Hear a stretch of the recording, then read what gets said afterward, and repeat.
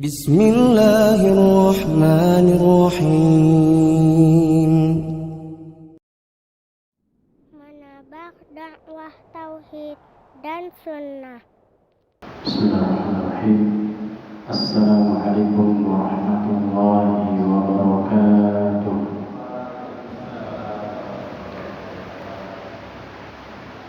Innal hamdalillah nahmaduhu wa nasta'inuhu wa nastaghfiruh wa na'udzu billahi min shururi anfusina wa min sayyiati a'malina.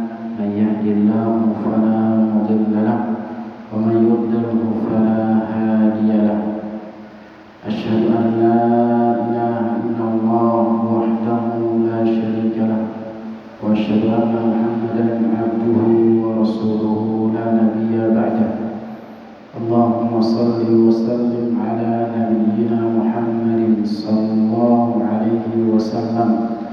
وشر الأمور محدثاتها فإن كل محدثة بدعة وكل بدعة ضلالة وكل ضلالة في النار.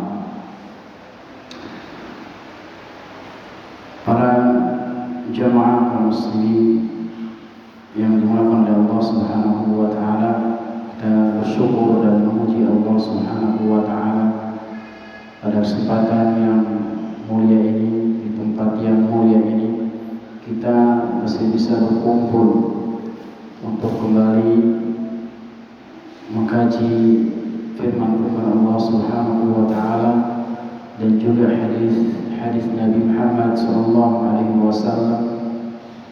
Kita mempelajari agama kita mempelajari hal-hal yang bermanfaat untuk akhirat kita sebagai bekal kita menuju Allah Subhanahu wa taala. Dan juga salawat dan salam marilah kita senantiasa kirimkan kepada Nabi kita Nabi Muhammad sallallahu alaihi wasallam. Ayuhal ikhwah wa ayyatuhal akhwat, azzakumullah subhanahu wa ta'ala. Kita lanjutkan kajian kita kitab At-Tauhid yang ditulis oleh Syekh Muhammad bin Abdul Wahhab rahimahullah ta'ala. Sekarang kita masuk pada bab yang baru, bab yang keempat ya. Qala al-mu'allif rahimahullah ta'ala babun ad-du'a ila syahadati an la ilaha illallah. Bab mengajak atau berdakwah atau menyeru kepada syahadat, kepada persaksian la ilaha illallah. Bab ini para ikhwan dan akhwat sekalian yang dimuliakan oleh Allah Subhanahu wa taala menjelaskan kepada kita tentang keutamaan mengajak orang lain untuk mentauhidkan Allah Subhanahu wa taala. Dan bagusnya bab ini sebagaimana dikatakan oleh Al-Imam Ibnu Utsaimin rahimahullah taala, muallif atau Syekh Muhammad bin Abdul Wahhab meletakkan bab ini sudah sangat tepat tempatnya. Kenapa? Karena ketika bab-bab sebelumnya dijelaskan oleh Syekh tentang bagaimana tauhid, bagaimana rincian tauhid, bagaimana penghalang-penghalang tauhid untuk diri kita sendiri. Setelah kita mengetahui tentang tauhid, tentang bagaimana rincian tauhid, pada bab ini kita diajak untuk mari kita mengajak orang lain untuk mentauhidkan Allah Subhanahu wa taala. Karena yang namanya kaum muslimin kita semuanya adalah bersaudara. Ya, satu muslim dengan muslim yang lainnya ini bersaudara. Yang namanya saudara harus mencintai, harus menyukai kebaikan yang dia dapatkan.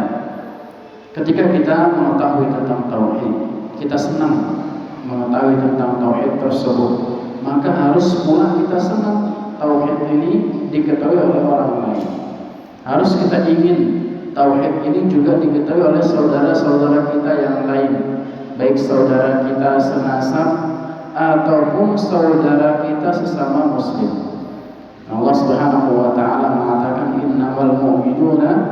ikhwatun. Setiap orang-orang yang beriman itu adalah bersaudara.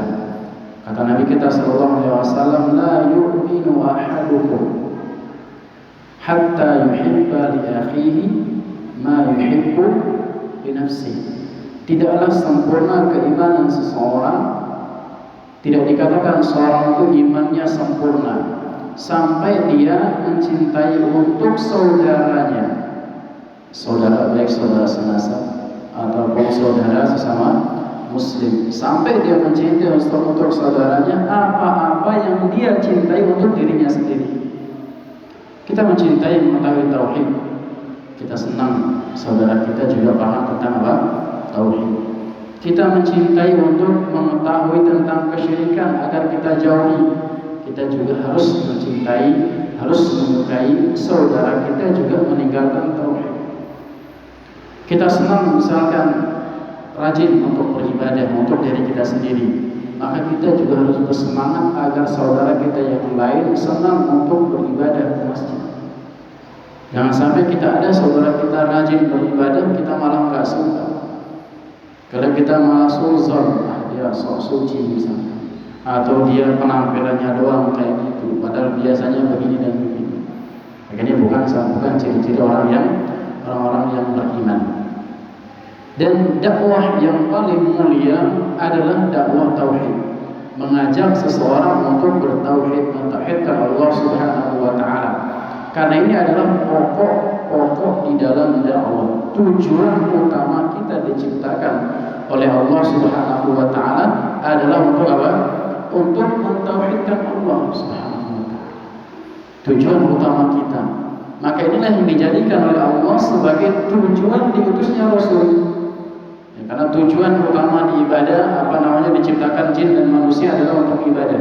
Sebagaimana kata Allah Subhanahu wa taala, "Wa ma khalaqtul jinna wal insa illa liya'budun." Dan tidaklah kami menciptakan jin dan manusia kecuali tujuan yang satu, kecuali untuk beribadah kepadaku. Ditafsirkan oleh para ulama di antara makna illa liya'budun illa liyuwahhidu, kecuali untuk mentauhidkanku. Oleh karena diutus para nabi dan para rasul juga tujuan yang sama. Maka kata Allah, wa laqad ba'atsna fi kulli ummatin rasulan, tujuannya apa? An ya'budullaha wajtanibut taghut. Dan sungguh telah kami utus di setiap umat, di setiap zaman seorang rasul dengan tujuan dakwah mereka satu, an ya'budullah, untuk mengajak beribadah kepada Allah, mengajak mentauhidkan Allah, wajtanibut taghut, dan menjauhi apa? Syirikan, menjauhi para taghut. Begitu pula diturunkan kitab untuk menjelaskan bagaimana mentauhidkan Allah Subhanahu wa taala, dan puncaknya ketaatan adalah ketika kita mentauhidkan Allah Subhanahu wa taala. Dan ini adalah sebaik-baik dakwah, dan orang-orang yang berdakwah terutama di dalam mendakwahkan tauhid termasuk orang yang beruntung, termasuk orang yang tidak akan pernah merugi. Sebagaimana kata Allah Subhanahu wa taala di sini dalam surah Al-Asr, Allah Subhanahu wa taala berfirman, "Wal 'asri innal insana lafi khusr." Demi masa, sesungguhnya manusia itu benar-benar berada di atas kerugian. Jadi pada umumnya semua manusia itu berada di atas kerugian, tidak ada yang beruntung. Illa, kata Allah Subhanahu wa taala, illal ladzina amanu, kecuali orang yang beriman. Orang yang tidak beriman, meskipun kekayaannya banyak, meskipun dia sering nyumbang, ya, meskipun dia sering bersedekah, meskipun dia bangun masjid, meskipun dia bangun pesantren, kalau dia nggak beriman, nggak ada manfaatnya. Jadi jangan kita terpukau, kafir tapi rajin bersedekah, kafir tapi rajin menyumbang ke mahat. Jangan kita terpukau. Kalau dia belum beriman, nggak ada manfaatnya. Paling manfaatnya di dunia, iya, mungkin dia dicoblos misalkan, ya, atau dia diangkat sebagai tokoh di masyarakatnya. Akan tapi di akhirat, kata Allah Subhanahu wa taala, amalan-amalan orang-orang yang tidak beriman, faja'alnahu haba'an manthura. Kami jadikan amalan-amalan mereka itu seperti debu yang berterbangan, tidak ada manfaatnya. Syarat diterima ibadah satu yang pertama adalah harus beriman. Kalau nggak beriman, kita wajib meyakini bahwasanya apapun yang dia kerjakan, bentuknya mungkin mirip kayak ibadah kita, dan diterima oleh Allah Subhanahu wa Ta'ala. Kemudian yang kedua, tadi yang pertama yang tidak akan merugi adalah orang yang beriman.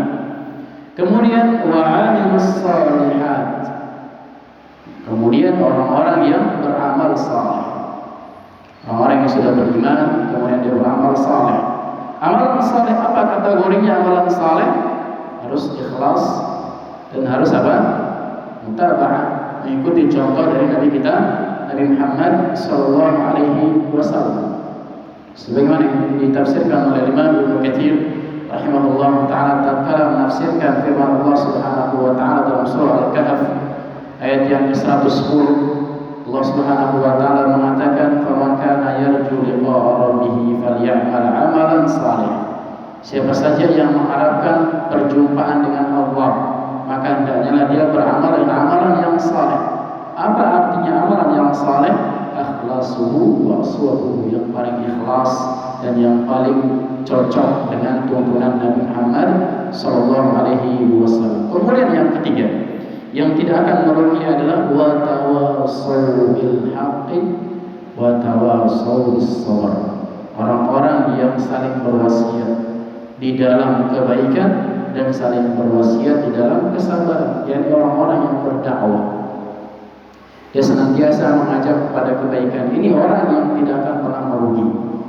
Dan dakwah ini para ikhwan dan akhwat sekalian, ini adalah profesi dalam tanda kutip ya, profesi yang sangat menguntungkan. Berdakwah sesuai dengan kapasitas kita. Ketika seorang suami mendidik istrinya, menyuruh dia sholat, rajin sholat tepat waktu, ini adalah berdakwah. Anak-anaknya dididik, disuruh bangun pagi-pagi biar tidak terlambat sholat di masjid bagi laki-laki misalnya, dakwah. Jadi dakwah dalam makna yang umum, setiap orang yang mengajak kepada kebaikan dan yang mencegah daripada kemungkaran, dakwah dalam ruang lingkup sesuai dengan kapasitas masing-masing. Seorang suami di keluarganya, istri dan anak-anaknya, seorang bapak di keluarganya, atau ada yang punya jadi atasan di kantornya, dia untuk mengajak bawahannya untuk sholat tepat waktu misalkan, atau dia bikin aturan-aturan yang bagus agar bawahannya rajin sholat, rajin menghadiri kajian dan lain sebagainya. Ini juga namanya apa? Dakwah, mengajak kepada kebaikan. Dan dakwah yang paling mulia adalah dakwah kepada tauhid, mengajak seorang untuk mentauhidkan Allah dan menjauhi kesyirikan. Dan ini yang disifati oleh Allah Subhanahu wa taala di dalam surah Fussilat ayat yang ke-33. Surah Fussilat ayat yang ke-33, Allah mengatakan, "Wa man ahsanu qawlan mimman da'a ila Allah." Betapa bagusnya ucapan atau sebaik-baik ucapan adalah orang-orang yang mengajak kepada Allah, seorang yang berdakwah kepada Allah Subhanahu wa taala. Kemudian fala budda, Al-Imam Ibnu Utsaimin mengatakan fala budda ma'at tauhid min ad-da'wati ilaihi, dan wajib bagi orang-orang yang berdakwah ini ketika dia sendiri sudah mentauhidkan Allah, wajib didakwahkan, wajib mengajak orang lain untuk juga bertauhid, minimal ruang lingkup keluarga. Ya, di antara cara kita menjaga keluarga dan anak-anak dari api neraka adalah mengajak mereka mentauhidkan Allah Subhanahu wa taala. Apabila kita tidak berdakwah, wa illa, kata beliau, kana naqisan. Kalau kita tidak berdakwah, maka masih kurang. Mentauhidkan Allah saja bagi diri kita ini masih kurang, enggak cukup. Kecuali kita juga mengajak apa? Mengajak orang lain untuk berdakwah, untuk mentauhidkan Allah Subhanahu wa taala, karena ganjarannya sangat besar. Ya, ganjarannya sangat apa? Sangat besar. Ada orang ikut nasihat kita, ada orang ikut dakwah kita, amalan atau pahala dia juga kita mendapatkan. Kita tunjukkan ada orang tersesat di dalam dunia ini, misalkan dia nggak tahu apa-apa tentang agama, kita ajarkan, maka kita mendapatkan pahala kalau dia mengamalkan ajaran kita tersebut. Dan sebaik-baik amalan atau sebaik-baik hasil adalah sebagaimana juga kata Nabi SAW, adalah lebih baik daripada onta merah. Pada zaman dahulu, pada zaman Nabi SAW, onta merah ini adalah harta yang paling berharga. Harta seorang yang paling berharga harganya. Kalau sekarang kenapa yang paling berharga sekarang? Apa harta yang paling berharga sekarang? Pesawat mungkin ya. Pesawat apa? Ada yang lebih mahal dari pesawat? Ya mungkin pesawat lah ya, pesawat yang paling mahal. Jadi lebih utama daripada harga pesawat yang paling mahal. Ya, di dalam apa? Di dalam orang yang apabila misalkan ada orang hijrah dengan dakwah gitu, ada orang kafir masuk ke dalam Islam misalkan, berdakwah sesuai dengan kapasitas kita, terutama di dalam keluarga kita. Cara kita mencintai keluarga, misalkan qadarullah ada yang masih belum Islam keluarga kita, maka didakwahi terus. Karena kalau dia sudah mati, kita tidak mampu lagi berbuat apa-apa kalau dia mati di dalam kekufuran mereka. Wala raiba anna hadzal ladzi salaka sabilut tauhid, dan tidak diragukan lagi bahwasanya orang-orang yang melalui jalan tauhid ini lam yaslukhu illa wa huwa yara annahu afdhalus sabil. Ini adalah sebaik-baik jalan orang-orang yang mentauhidkan Allah, kemudian mengajak orang kepada tauhid. Ini adalah sebaik-baik jalan yang harus kita lalui. Fala budda an yakuna da'iyan ilaihi, dan wajib seseorang yang bertauhid juga mengajak, menjadi dai, menjadi penyeru, menjadi orang yang mengajak kepada tauhid. Wa du'atu ila syahadati an la ilaha illallah min tamamit tauhid. Mengajak kepada tauhid, mengajak seseorang kepada mentauhidkan Allah, ini adalah penyempurna tauhid. Jadi enggak cukup, sekali lagi, kita sendiri mentauhidkan Allah itu enggak cukup. Ya, karena tugas kita adalah juga mengajak orang lain sesuai dengan kemampuan kita, sesuai dengan kapasitas kita semuanya. Wajib kita ajak orang lain untuk kita menyempurnakan tauhid. Wala yatimmu tauhid illa bihi, dan tauhid itu tidak sempurna kecuali kita mendakwahkannya. Makanya bagusnya sekali di sini kitabnya dijelaskan bagaimana tauhid, bagaimana syirik besar, bagaimana syirik kecil. Agar kalau kita sudah tahu, kita ajak minimal keluarga kita agar tidak terjerumus ke dalam kesyirikan tersebut. Kemudian muallif membawakan ayat atau dalil yang pertama, yaitu dalam surah Yusuf ayat yang 108. Allah Subhanahu wa taala mengatakan, "Qul hadhihi sabili ad'u ila Allah 'ala basiratin ana wa man ittaba'ani." Allah Subhanahu wa taala mengatakan, "Qul," katakanlah, "hadhihi sabili," ini adalah jalanku, "ad'u ila Allah," aku mengajak, aku menyeru kepada Allah, "ala basiratin," di atas ilmu, di atas petunjuk, "ana wa man ittaba'ani," aku dan orang-orang yang mengikutiku. Dakwahnya Rasulullah SAW adalah mengajak kepada tauhid. Begitu pula dakwahnya orang-orang yang mengikuti Nabi Sallallahu Alaihi Wasallam. Kalau kita mengaku mengikut Nabi Sallallahu Alaihi Wasallam, maka kita juga harus mengikuti apa saja sih yang didakwahkan oleh Nabi kita, Nabi Muhammad Sallallahu Alaihi Wasallam. Wa qawluhu, kemudian ucapan Allah Subhanahu Wa Taala, "Qul hadhihi sabili," katakanlah ini adalah jalanku. Yang dimaksud dengan jalanku di sini adalah ma ja'a bihi Nabi sallallahu alaihi wasallam, apa-apa yang datang dari Nabi sallallahu alaihi wasallam. Ini maksudnya jalan. Semua yang datang dari Nabi, baik ucapan ataupun perbuatan ataupun apa-apa yang ditetapkan oleh Nabi SAW yang dinamakan sunnah takririyah. Jadi sunnah itu ada sunnah qauliyah, ucapan Nabi, sunnah fi'liyah, perbuatan Nabi, dan ada sunnah takririyah, apa yang ditetapkan oleh Nabi. Apa maksudnya sunnah takririyah?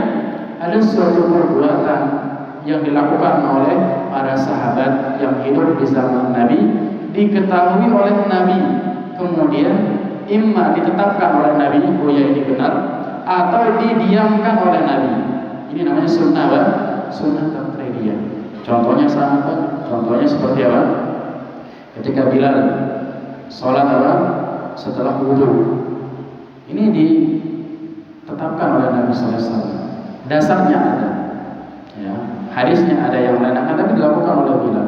Kemudian apa lagi? Contoh seperti para sahabat yang apa, misalkan ada sunnah takririyah, sholat tarawih. Nabi Muhammad sudah meninggal, ya, tapi sudah dicontohkan oleh Nabi, ya, jadi bukan perbuatan sahabat, ya. Ini maksudnya apa? Contoh sunnah takririyah. Kenapa kita sebutkan? Karena beberapa atau ada orang yang menuduh sahabat itu melakukan apa? Bid'ah. Padahal para sahabat tidak pernah melakukan apa? Bid'ah. Sudah ditetapkan oleh Nabi SAW pada zamannya dan sudah direkomendasikan oleh Nabi SAW. Terutama para khulafa ar-rasyidin atau para khalifah yang 4 tidak mungkin melakukan perbuatan-perbuatan bid'ah. Minasyar'i ibadatan wa da'watan ila Allah. Apa-apa yang datang dari syariat Nabi, baik di dalam bentuk ibadah ataupun dakwah. Dakwah atau ibadah kita contoh Nabi, begitu pula dakwah kita contoh Nabi sallallahu alaihi wasallam. Bagaimana Nabi berdakwah, siapa yang Nabi dakwah, dan apa yang didakwakan oleh Nabi Muhammad sallallahu alaihi wasallam. Sekarang mana tanya, di Makkah Nabi sallallahu alaihi wasallam Islam itu berapa tahun sebelum hijrah? Berapa tahun Nabi sallallahu alaihi wasallam hidup di Makkah ketika datang Islam, diutus sebagai nabi sebelum hijrah ke Madinah? Berapa tahun? 13 tahun. Di Madinah berapa tahun? 10 tahun. Di Makkah dakwah Nabi cuma tauhid. Tauhid, jauhi syirik, tauhid, jauhi syirik. Kebanyakan atau mayoritas syariat selain dakwah, selain tauhid ini turunnya di Madinah. Syariat-syariat yang lain turunnya di mana? Di Madinah. Sebelum tauhid, bagaimana mengucikan hati para sahabat dari memang sudah terbiasa melakukan kesyirikan, ya, terbiasa menyembelih kepada patung dan lain sebagainya. Makanya pentingnya mendakwahkan tauhid. Kalau hatinya sudah bagus, bersih dari tauhid, mudah menerima syariat yang lain, mudah menerima salat, mudah menerima disuruh zakat, mudah dirubah sedekah dan sebagainya kalau tauhidnya sudah benar. Kemudian sabili ini maksudnya adalah tariqi, jalanku. Jadi jalan Nabi Muhammad SAW. Ad'u, aku berdakwah. Sabili yahtaju an yakuna istinafan li bayani tilka sabil. Maksudnya adalah Nabi SAW diperintahkan untuk menjelaskan bagaimana sih dakwah yang paling utama itu. Bagaimana sih dakwah Nabi Muhammad SAW? Yaitu mengajak kepada wa qawluhu ilallah, mengajak kepada Allah. Lianna ad-da'wata ilallah yanqasimuna ila qismain. Dakwah kepada Allah ini para jemaah ada dua macam. Yang pertama da'in ilallah. Yang pertama adalah penyeru kepada Allah, penyeru semata-mata kepada Allah Subhanahu wa taala. Yang kedua da'in ila ghairihi, penyeru dai kepada selain Allah. Contohnya apa? Ada yang menyeru kepada partainya, ada yang menyeru kepada kelompoknya, ada yang menyeru kepada apa, misalkan dakwah. Intinya dia tidak menyeru kepada Allah. Kalau seseorang yang menyeru kepada Allah, baik dia diterima dakwahnya ataukah tidak, dia tetap berdakwah. Ini penyeru kepada Allah. Dia hanya menyampaikan, ya, menyampaikan saja. Diterima enggak diterima, tugas dan kewajiban dia sebagai dai selesai. Nanti ditanya sama Allah Subhanahu wa taala, apakah engkau sudah mendakwahi mereka misalkan? Dia bisa menjawab, saya sudah berdakwah. Akan tapi penyeru kepada selain Allah, kalau tidak didengar ucapannya, dia marah. Marah karena nggak dengar ucapannya, bukan marah gara-gara apa? Gara-gara tidak diikuti aturan Allah dan Rasulnya SAW. Ya, ini bedanya hanya penyeru kepada Allah dan penyeru kepada selain Allah. Penyeru kepada selain Allah repot, capek. Karena tujuannya bukan karena Allah, tujuannya untuk membesarkan misalkan nama dirinya sendiri, tujuannya untuk membesarkan kelompoknya, tujuannya untuk membesarkan apa? Partainya dan seterusnya dan seterusnya. Maka wajib seorang dai ini menyeru kepada Allah Subhanahu wa taala harus ikhlas di dalam berdakwah. Ya, harus ikhlas kepada Allah Subhanahu wa taala, semata-mata hanya mengharapkan balasan dari Allah Subhanahu wa taala dan sesuai dengan dakwah Nabi. Mencontoh bagaimana dakwah Nabi, apa yang didakwahkan oleh Nabi, kepada siapa Nabi Nabi berdakwah, dan bagaimana tahapan-tahapan di dalam berdakwah. Kemudian bekal yang ketiga adalah ala basiratin, di atas ilmu. Ini penting juga para jemaah. Selain kita ikhlas dan selain kita mencoba berdakwah kepada Allah Subhanahu wa taala, harus di atas ilmu. Tidak hanya modal semangat. Ya, tidak hanya modal katanya dan katanya.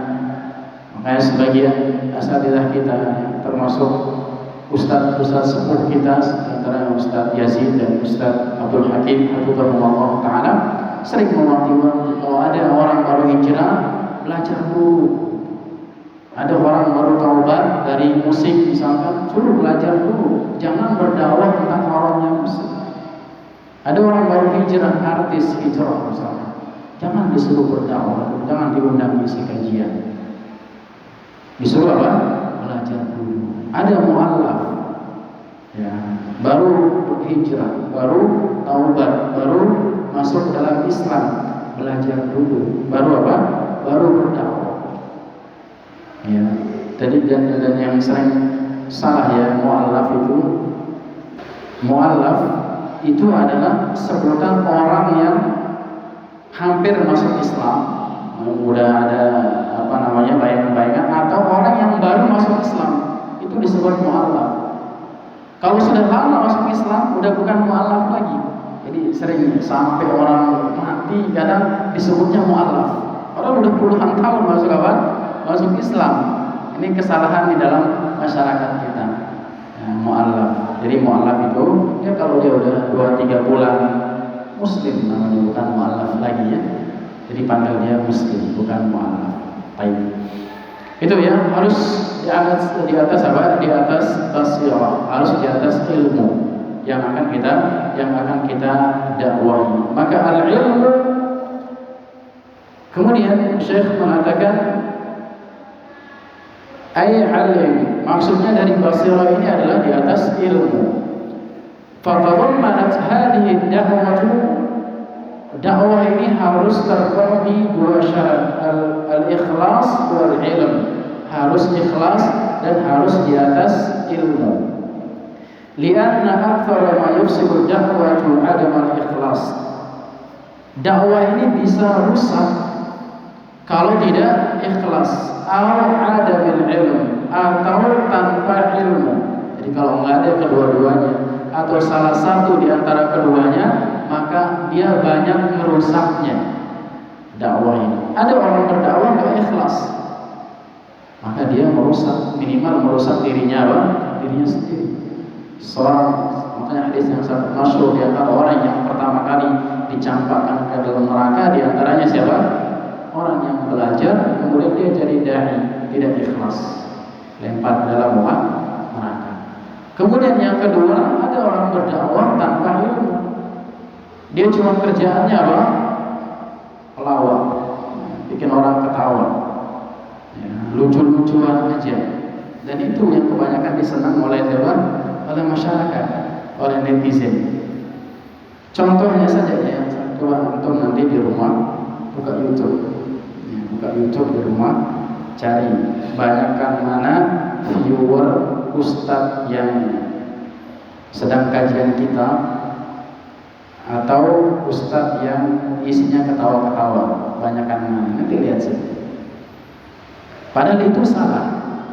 Ya, jadi dakwah ini bukan ajang untuk ketawa-ketawa, bukan untuk menjadikan orang dia senang ketawa saja di majelis ilmu, akan tapi harus di atas ilmu. Kemudian walaisal maqsud bil ilmi fi qoulihi ta'ala, di dalam firman Allah Subhanahu wa taala, ala basirah, maksud dalam ilmu di sini adalah bukan ilmu syar'i saja. Jadi bukan yang dimaksud di dalam ayat ini bukan hanya ilmu syar'i, akan tetapi yang dimaksud adalah yang pertama al-ilmu bisyar'i. Yang pertama adalah yang terpenting juga ilmu syar'i. Yang kedua wal ilmu bihalil mad'u, tentang orang yang didakwahi. Jadi berbeda antara kita dakwahi orang yang terbiasa mendengarkan dakwah atau masyarakat biasa, berbeda. Atau kita mendakwahi orang yang belum masuk ke dalam Islam, berbeda. Kemudian yang ketiga maksudnya adalah wal ilmu bis-sabilil musil ilal maqsud, ilmu tentang bagaimana cara mencapai tujuan. Yang dimaksud dalam ayat yang lain yaitu tentang hikmah di dalam berdakwah. Jadi maksudnya ada tiga.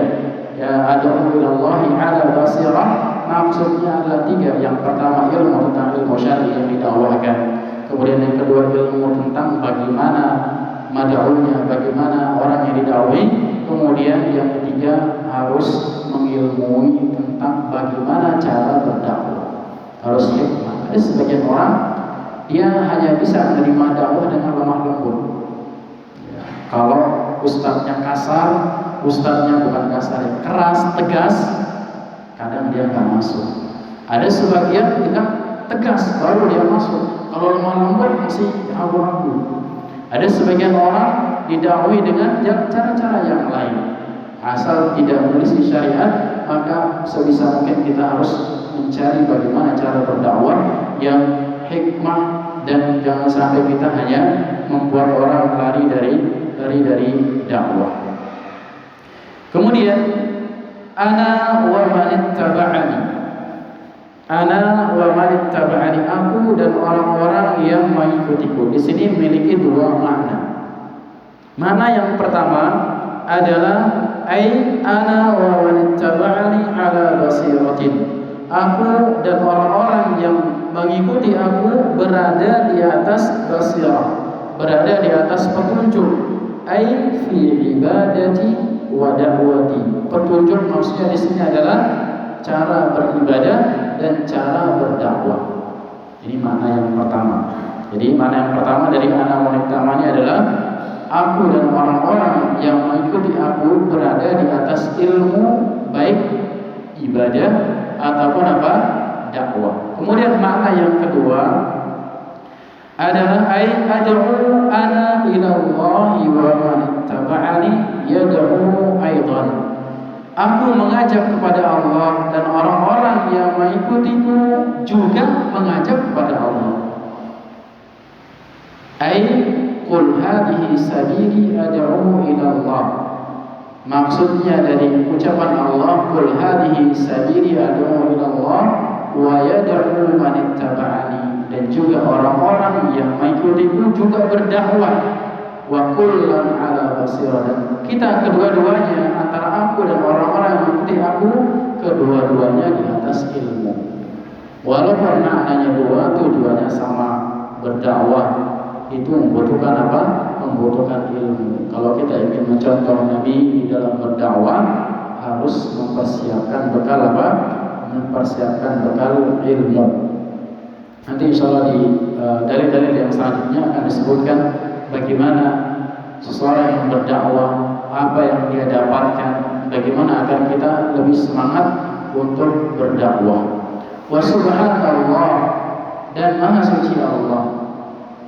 Ai wa subhanallahi an akuna ad'u ala ghairi basirah, dan maha suci Allah kalau aku berdakwah bukan di atas ilmu. Jadi berlindung pada Allah Subhanahu wa taala. Nabi kita sallallahu alaihi wasallam tentunya di atas apa? Di atas petunjuk. Allah Subhanahu wa taala mengatakan, "Wa ma yantiqu 'anil hawa in huwa illa wahyun yuha." Dan aku tidak berkata dengan hawa nafsuku, melainkan wahyu yang telah diwahyukan oleh Allah Subhanahu wa taala. Wa qauluhu, dan firman Allah Subhanahu wa taala, "Wa ma ana minal musyrikin." Dan aku bukan termasuk orang-orang yang musyrik. Apa maksudnya? Syekh mengatakan, mahalluha mimma qablaha fi ma'na tauhid, jadi menjelaskan atau mentakkid makna yang pertama. Kalau ucapan Nabi yang pertama atau ucapan Allah Subhanahu wa taala berdakwah kepada Allah, maka pada potongan atau ujung ayat ini Nabi menjelaskan tujuan tauhid, tujuan dakwah adalah juga apa? Menjauhi kesyirikan. Aku bukan termasuk orang yang apa? Orang yang menyekutukan Allah Subhanahu wa taala, li'anna tauhid ma'nahu nafyus syirk. Karena tauhid maknanya juga adalah apa? Meninggalkan kesyirikan. Jadi tidak sempurna keimanan atau tidak sempurna tauhid seseorang sampai dia meninggalkan syirik. Jadi nggak cukup kita hanya mentauhidkan Allah, tapi masih melakukan kesyirikan. Ini nggak cukup. Sempurnanya tauhid, kita mentauhidkan Allah dan juga meninggalkan lawan daripada apa? Lawan daripada tauhid tersebut, yakni kesyirikan. Pada zaman sekarang ini banyak sekali yang kita lihat di keseharian kita, orang-orang masih percaya pada ramalan-ramalan, masih butuh pada dakwah tauhid. Bahkan yang sedang viral sekarang, dukun-dukun mulai bergentayangan, ya, ada yang mampu mendatangkan jin yang ada di Swiss, masya Allah. Ya, berbicara di mana anaknya Pak Ridwan Kamil, ya, ada mampu mendatangkan apa? Jin yang ngumpetin jasadnya anaknya Ridwan Kamil, Pak Gubernur kita, Hafizahullah Ta'ala. Tapi banyak yang suka, yang kayak gitu nih, banyak yang senang. Viral seperti itu, yang ya seolah-olah lucu-lucuan aja. Ini banyak yang padahal ini adalah apa? Menunjukkan lemahnya tauhid seseorang. Seseorang yang masih percaya pada dukun, ramalan-ramalan, ini menunjukkan masih jauh dari kata mentauhidkan Allah Subhanahu wa taala. Karena jelas-jelas Nabi kita sallallahu alaihi wasallam benar-benar melarang kita datangin aja dilarang, apalagi percaya. Apa kata Nabi kita SAW? Kata kahinan atau arrafan lam tuqbal salatuhu arba'ina yawman. Siapa saja yang mendatangi dukun ataupun tukang ramal, maka enggak diterima sholatnya selama 40 hari. Termasuk dosa besar. Ini datang aja. Walaupun iseng, karena masyarakat kita, anak-anak kita terkadang iseng, pengen tahu saya kan bintangnya apa, apa namanya bintang-bintang itu, ada yang ramalan-ramalan, apa namanya, zodiak. Nah ini ramalan-ramalan, jadi bisa dilihat kalau bulan lahirnya bulan apa, nanti jadinya ke depan apa, ramalan.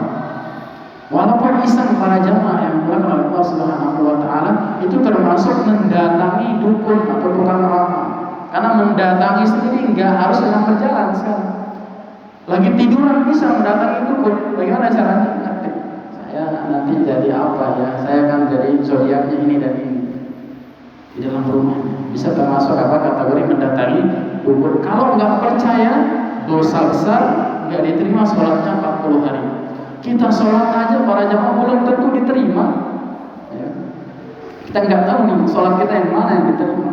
Jangankan banyak kekurangannya, mungkin jangan-jangan ada riyanya di situ. Jangan-jangan kita harus suzon pada diri kita, akan tapi kita tetap mengharap pada Allah Subhanahu wa taala agar sholat kita diterima. Bagaimana orang yang sudah jelas-jelas nggak diterima? Kalau percaya bagaimana? Percaya maka lebih dahsyat lagi. Kata Nabi sallallahu alaihi wasallam, "Man ataka hinan mu'arrafan fa saddaqahu fima yaqul faqad kafara bima unzila 'ala Muhammadin sallallahu alaihi wasallam atau qala alaihi wasallam." Siapa saja yang mendatangi dukun ataupun tukang ramal kemudian dia percaya ucapannya, maka dia telah kufur dengan apa yang telah dibawa oleh Nabi kita, apa yang turun kepada Nabi kita sallallahu alaihi wasallam. Berarti kufur terhadap apa? Kufur terhadap Al-Quran. Jadi bukan perkara yang ringan para jemaah yang dimuliakan oleh Allah Subhanahu wa taala. Semoga kita semuanya terhindar dari perbuatan-perbuatan tersebut, dan mari kita pelajari sebaik-baiknya apa itu tauhid dan apa itu lawan dari tauhid, ini kesyirikan. Dan kalau kita sudah paham tentang tauhid dan syirik, mari juga kita mengajak keluarga kita, khususnya istri dan anak-anak kita, adik-adik, kakak kita, ataupun tetangga kita, ataupun di lingkungan kita, agar mereka tidak terjerumus ke dalam kesyirikan, agar mereka mampu mentauhidkan Allah Subhanahu wa taala. Ini yang sangat kita harapkan, dan ini yang mampu kita lakukan mumpung mereka masih hidup. Kalau ada yang mati di atas kesyirikan, maka ini matinya terancam masuk ke dalam neraka. Nauzubillah, tsumma nauzubillah. Semoga Allah Subhanahu wa taala menghindarkan diri kita dan keluarga kita dari api neraka Allah Subhanahu wa taala. Ini yang dapat kita sampaikan dalam kesempatan yang mulia ini. Semoga yang sedikit ini bermanfaat untuk anak pribadi dan kepada para jamaah sekalian.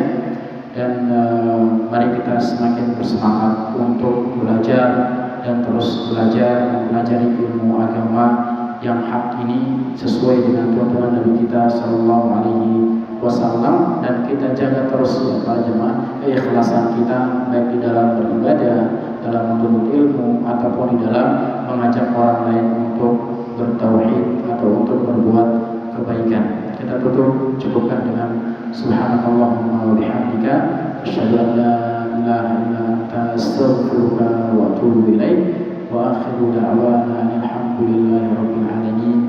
Assalamualaikum warahmatullahi wabarakatuh.